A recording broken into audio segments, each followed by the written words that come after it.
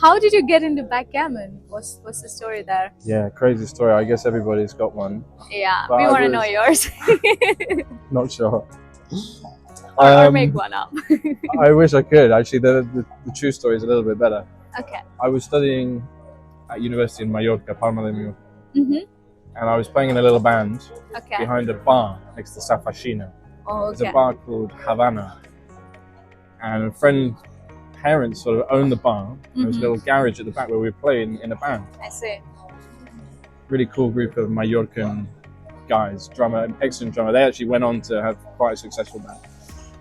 But anyway, I went round the front to get the beers for everybody. We need supplies, of course. Beers being one of the musical inspirations that is required. Sure. And sitting outside the bar were these two men dressed in almost 70s vintage clothes, crossed leg, little cap, cigar, sort of bright green with the collar, and they were playing this game, and I thought, wow, that looks cool. And it was almost like in the moonlight with the spotlight. Look, they were like illuminated. magical. It was just a magical thing, and everybody else was sitting outside the bar. And as I walked past, for some reason, I said, "Do you play for money?" And I'd never played before. And unbeknownst to me, they'd been playing for months, and no one had spoken to them. Right. And they started to panic, like, "Are you going to play? Am I going to play? Right. How much money do we play for?" Right. And I was just going to get the beers, and I was already slightly intoxicated as the group and musical performance. And the beers did the trick. Was necessary. Yeah, a few more beers, once you start.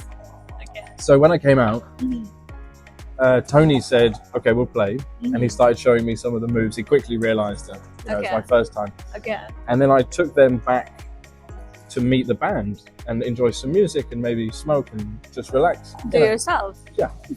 And then me and Tony started meeting up just to play backgammon. Okay. Now Tony was and still is a boomerang champion.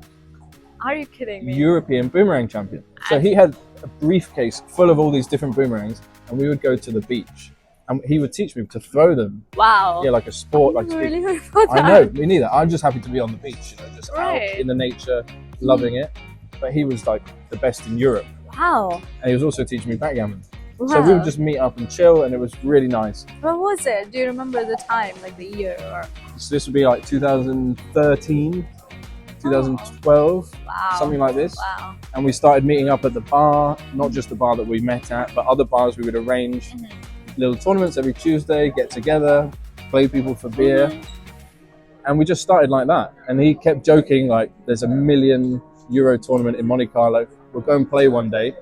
Of course, complete fabrication and not true whatsoever. Yes. But we had this shared passion and love of it.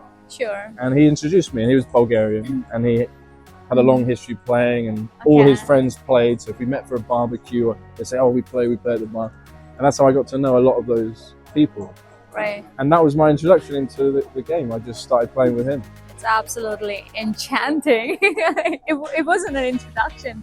It was like a calling from heaven. It was weird, huh? It was just like. Did you ask an angel to guide you a night before? I must have done, yeah. That's really amazing.